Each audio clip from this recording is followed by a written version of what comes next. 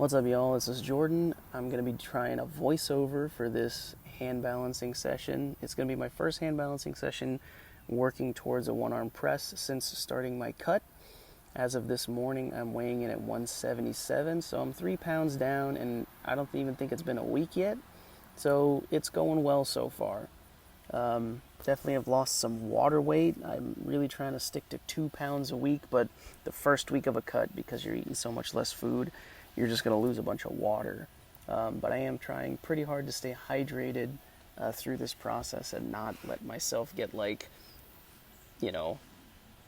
not trying to starve myself during this process. I really want to make sure that I stay healthy and hydrated as I'm doing this cut. Starting off my hand balancing session with some long straddle holds of 20 seconds. All these positions that I'm holding, I would eventually like to work up to doing them all for 1 minute.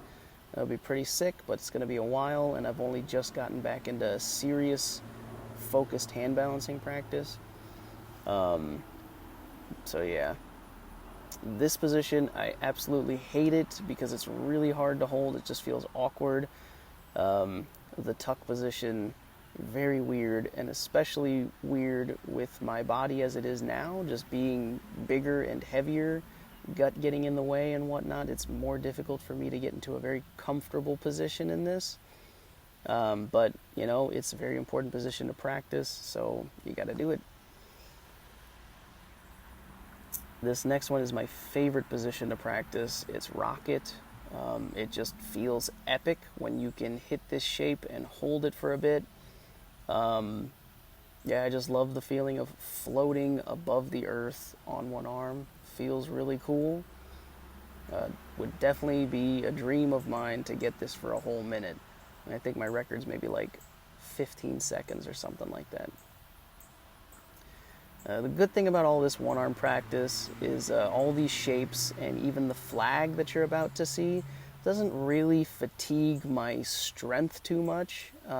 Really the thing in hand balancing that limits me personally the most is the durability of my wrists. Otherwise, my shoulders are fine, my back is fine, elbows are fine. It's just the wrists really have a hard time doing a lot of volume with hand balancing. I was able to get deeper in these flags when I weighed less, so hopefully as the cut goes on and my stomach gets smaller, I'll be able to get more side bend out of those presses, those flags. I mean, here's a one-arm negative attempt. The right arm was honestly not bad, given that I'm the heaviest I've probably ever tried that at. Left arm, as always, is just fucking garbage, but it is what it is. That's pretty much the starting point that I'm at right now with one-arm presses. So hopefully it only gets better from here.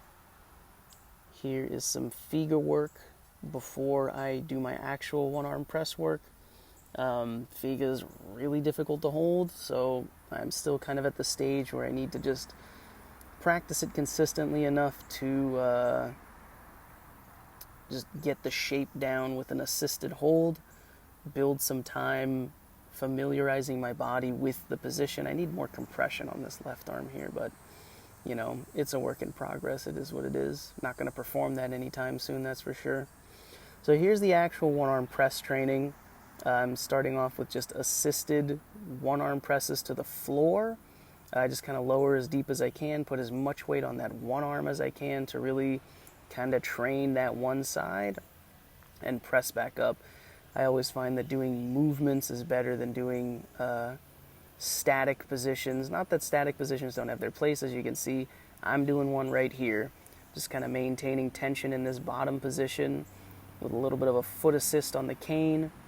I would eventually like to be able to slide up the cane with that one foot by pressing down with my shoulder, but I'm just not there yet. Just too heavy and not strong enough. So, the more I practice, the better I'll get at this, hopefully. Next up, finishing up kind of with some Stalders, just for general shoulder strength. And after this, I did some Lou raises and some rear delt flies just for general shoulder hypertrophy, because a bigger muscle is a stronger muscle. And that's pretty much it for this session. So thank you all so much for watching. Stay tuned for the next one. Bye.